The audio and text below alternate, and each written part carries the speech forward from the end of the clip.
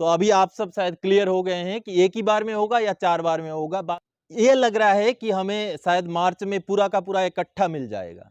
मैं आपको बिल्कुल क्रिस्टल क्लियर कर दूंगा कि आपको एरियर जो है 4 हिस्सों में मिलना है या एक ही बार में मिलना है। नमस्कार, वंदे मातरम। दोस्तों, स्वागत है आप सबका सैनिक पाठशाला में।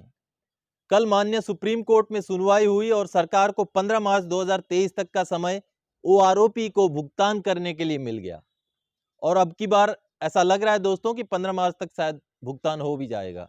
लेकिन अब सबसे बड़ा मुद्दा ये चल रहा है, डिस्कशन हो रहा है कि क्या हमारा जो एरियर है वो एक ही बार में मिलेगा या 4 हिस्सों में मिलेगा। आज के इस वीडियो में मैं आपको बिल्कुल क्रिस्टल क्लियर कर दूंगा कि आपको एरियर जो है 4 हिस्सों में मिलना है या एक ही बार में मिलना है। तो वीडियो में अंत तक जरूर बने रहें। और साथ ही साथ मेरा आग्रह है दोस्तों कि सैनिक पाठशाला चैनल के साथ जुड़े रहने के लिए चैनल को सब्सक्राइब जरूर करें। तो दोस्तों, माननीय सुप्रीम कोर्ट का जो फैसला कल का आया है, वो फैसले में जिस लैंग्वेज से उस फैसले को लिखा हुआ है वहीं कुछ चीजें तो क्लियर हो जाती हैं।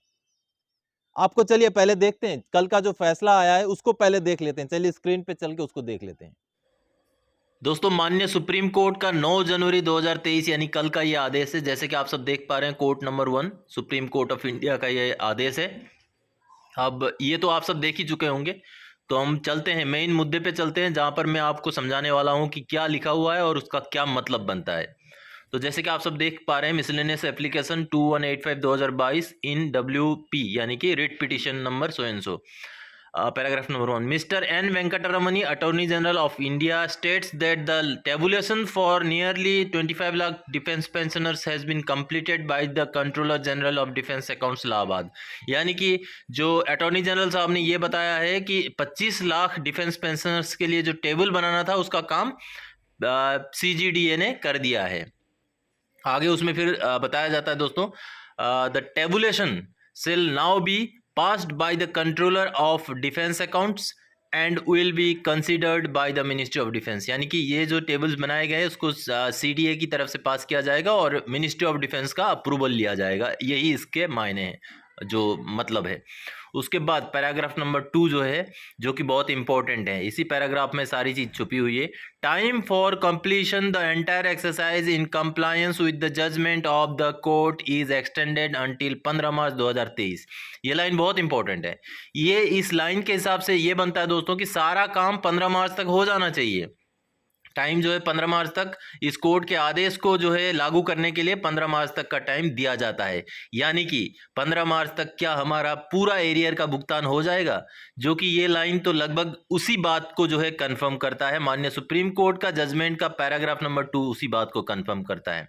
The miscellaneous application is accordingly disposed of, यानी कि अब इस मिसलेनियस एप्लीकेशन को यहीं पर जो है समाप्त कर दिया जाता है, इसको यहीं पर निपटारा कर दिया जाता है। तो दोस्तों, फैसला आपने देखा।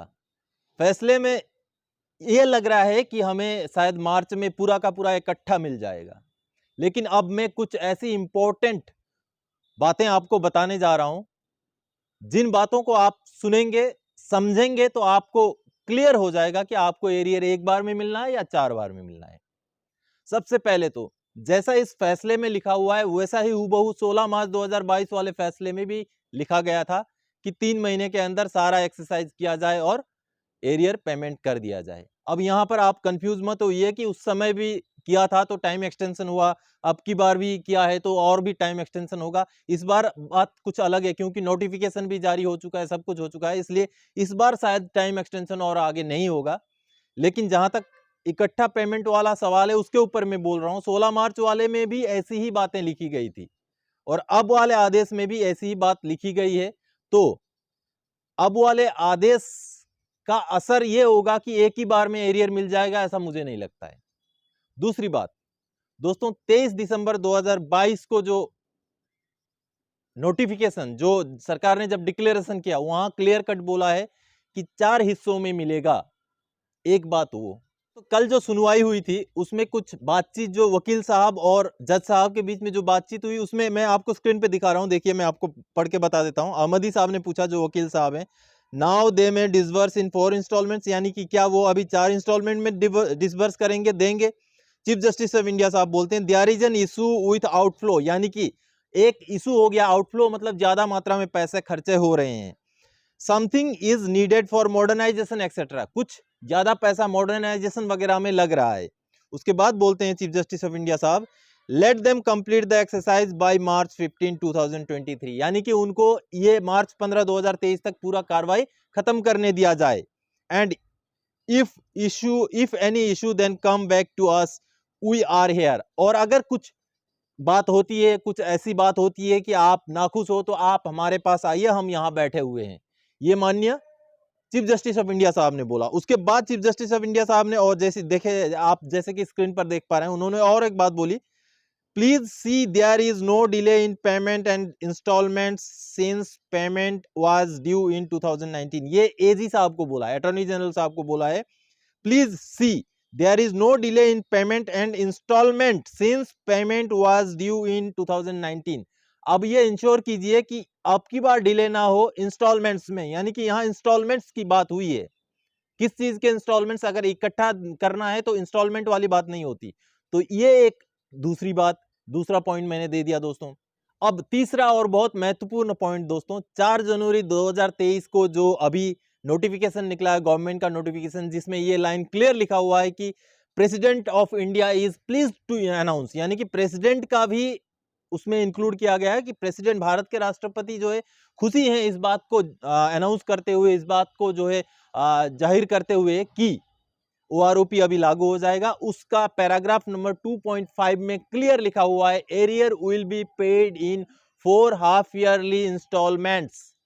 ये चीज उस लाइन में लिखा हुआ है जो 4 जनवरी 2023 का नोटिफिकेशन है सरकार का। तो तीसरी बात तो ये हो गई दोस्तों। अब चौथी बात आपको बताता हूं दोस्तों, कि अभी अगर मार्च के अंदर अंदर पूरा एरियर दे दिया तो इलेक्शंस तो 1 साल और आगे हैं, तो इलेक्शंस के नजदीक भी शायद सरकार ले जाना चाहेगी। तो अगर अब की बार एक एरियर का एक इंस्टॉलमेंट दिया जाए, बीच में फिर 2023 के बीच में कहीं जाकर और एक इंस्टॉलमेंट दिया जाए, और 2024 के शुरू में एक दिया जाए, और इलेक्शंस के बाद के लिए अगर एक इंस्टॉलमेंट रखा जाए, तो वो तो सरकार के लिए सोने पे सुहागा हो जाएगा। तो इस मौके को शायद सरकार नहीं छोड़ेगी। इसलिए चौथा पॉइंट मेरे ये है कि इस वजह से भी एक हिस्से में एक बार में इंस्टॉलमेंट जो है, हमारा एरियर जो है, नहीं दिया जाएगा। तो आप समझ गए होंगे दोस्तों कि 4 मैंने ऐसे पॉइंट्स बताए जिनकी वजह से मुझे ये लगता है, मैं बिल्कुल क्लियर हूं कि शायद हमारा ओआरओपी का भुगतान एक बार में ना हो, 4 हिस्सों में हो। हालांकि मैं खुद भी चाहता हूं, मेरी भी ये अपील है कि एक ही बार में होना चाहिए, क्योंकि 4 हिस्सों में थोड़ा थोड़ा पैसा मिले, उससे अच्छा एक बार में मिले तो कुछ काम में आ जाएगा। सारे जो डिफेंस पेंशनर्स हैं उसके कुछ काम में आ जाएगा उनके। तो ये था मेरा एनालिसिस दोस्तों। मैंने 4 आपको पॉइंट्स बता दिए, 4 ऐसे रीजन गिना दिए जिसकी वजह से जो है मुझे तो लगता है कि एरियर जो है 4 ही हिस्सों में होगा, एक ही बार में पेमेंट नहीं होगा। तो अभी आप सब शायद क्लियर हो गए हैं कि एक ही बार में होगा या 4 बार में होगा। बाकी आप भी एनालाइज कीजिए, आपके भी और कुछ पॉइंट हैं तो आप कमेंट में भी जरूर दीजिए।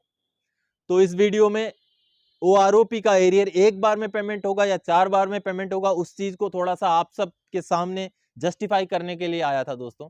आगे और कोई जानकारी तक आपसे सरोकार रखने वाला विषय लेके मैं फिर से हाजिर हो जाऊंगा। तब तक के लिए जय हिंद दोस्तों।